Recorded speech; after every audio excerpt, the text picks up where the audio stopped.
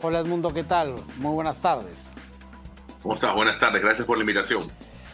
Bueno, si nos vamos al extremo de Iris López, ya mejor matamos la idea de las AFP, ¿no? Y han habido, además en el pasado, otros que hablaban de retirar el 100% incluso para disponibilidad libre, ¿no? Con lo cual, pues, hipotecamos totalmente nuestro futuro. Bueno, en realidad yo creo que esta noticia en realidad termina siendo casi una noticia de horror, ¿no? O sea, que haya 10 proyectos de ley y si uno analiza que tengas 2 proyectos de ley del mismo partido político, bueno, yo creo que ahí queda en evidencia pues que hay un tema de poca coordinación.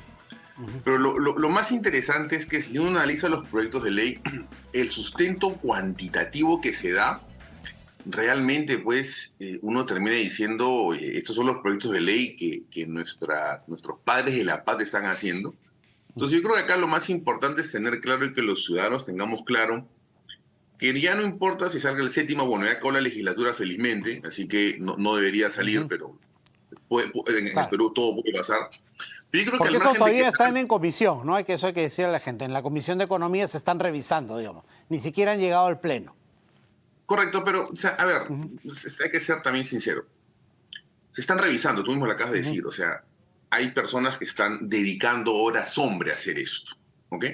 Entonces, y yo le digo esto porque en realidad es un despropósito empezar y enfocarnos en algo, en una situación que lo hemos conversado muchas veces. O sea, los fondos de pensiones y las AFPs están en el sector de la formalidad Correcto. principalmente. Seguimos buscando normas y leyes para un grupo acotado de la población y de la población económicamente activa y de los formales. Entonces, yo creo que en realidad lo que se tiene que hacer sería interesante, ¿no? Que alguien haga un comparativo de estos 10 proyectos, ¿no? Y pueda analizar el marco, ¿no? Económico, financiero, el sustento cuantitativo. Y nos vamos a dar cuenta, pues, que en realidad estos proyectos de ley lamentablemente no tienen un fin establecido. Ya en su momento se habló de que uno puede retirar hasta el 25% de la AFP para compra de primera vivienda, para un crédito hipotecario. Genial. Eso realmente terminó siendo una buena alternativa porque realmente la jubilación tiene ejes en los cuales uno tiene que estar alineado. Uno es el tema de salud, vivienda, ¿no? Como Claro. componentes importantes, ¿no? Y cubrir los servicios básicos. Entonces, ya dejando el 5%, si es que uno saca la FP y se va, por ejemplo, a una compañía de seguros con una renta vitalicia y se deja el 5%, ya se cubre el de salud. Genial, el tema de salud está cubierto, pero ojo, el tema de salud pública, ¿no? Entonces, y las Claro. personas mayores muchas veces vemos las noticias. Entonces, yo creo que este tipo de leyes o proyectos o iniciativas o de alguna manera buenas intenciones, yo creo que sería importante que pasen a un segundo plano y empecemos a enfocarnos en lo que es concreto. Lo que es concreto es que tenemos un fenómeno del niño muy duro, tenemos a la zona altoandina que la está pasando demasiado mal, tenemos un tema de fortalecimiento educativo que no está funcionando como todos quisiéramos y tenemos un tema de seguridad ciudadana y un programa de impulso económico que lamentablemente no está teniendo el efecto ni el impacto que todos esperan. Entonces, yo creo que al Ejecutivo hay que ayudarlo en 5 ejes. O sea, buscar 6, 7, 8, como se dice ingenierilmente, la segunda, o tercera, o cuarta, o quinta derivada, la verdad, no nos va a ayudar. Yo creo que es importante, ¿no? Decirle a la población y que todos entendamos que los dineros de las AFP son para jubilarnos. 65, 70, 75, las edades pueden ir cambiando. Pero eso es lo que tenemos que tener claro. Los congresistas podrían sacar las leyes que ellos consideren pertinentes, ¿no es cierto? Porque eso es lo que ellos pueden hacer. Pero está en nosotros, está en la población realmente hacerlo o no hacerlo. Entonces a mí sí me preocupa de sobremanera que hayan 10 proyectos que estén dando vueltas, ¿no? Y que uno de ellos pueda ser aprobado y se genere un séptimo retiro. Es decir, vamos a seguir perforando y minando algo que es un sistema que todo es perfectible, pero que ha tenido, ¿no es cierto?, puntos muy positivos, sobre todo en la época de la pandemia, ¿no?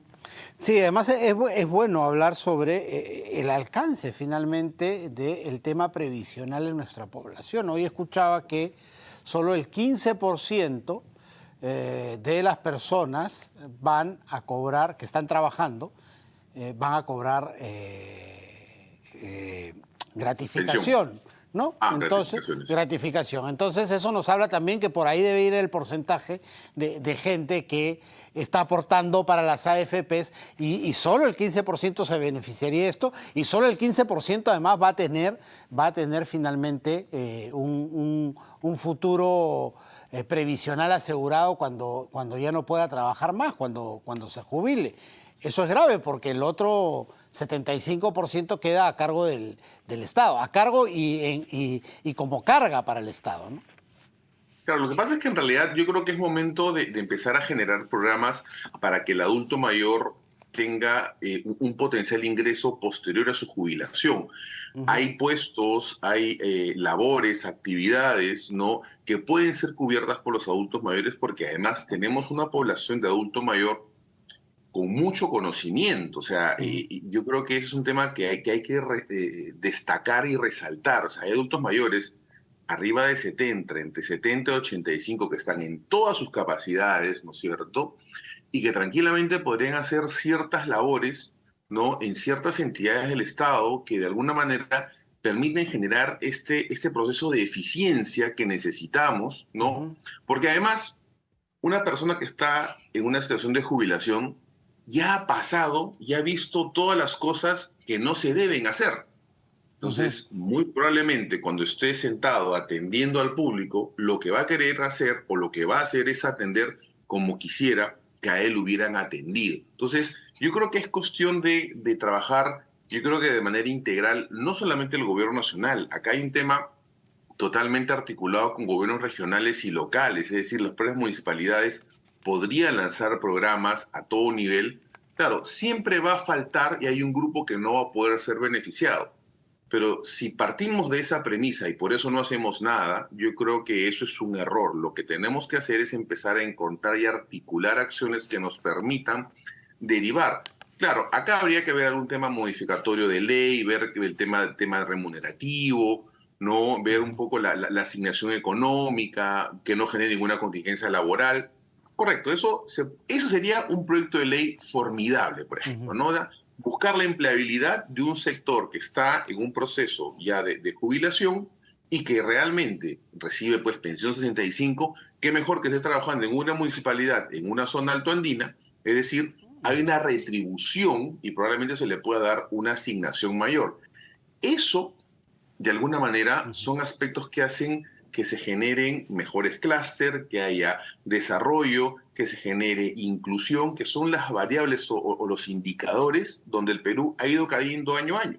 Y eso, de alguna manera, es momento de darle vuelta, como se dice, ¿no? Perfecto. Muchísimas gracias, Edmundo, como siempre, por atendernos. A ti, muchas gracias por la invitación. Muchísimas gracias. Edmundo Lizarzaburu, profesor de SAN, ha estado con nosotros.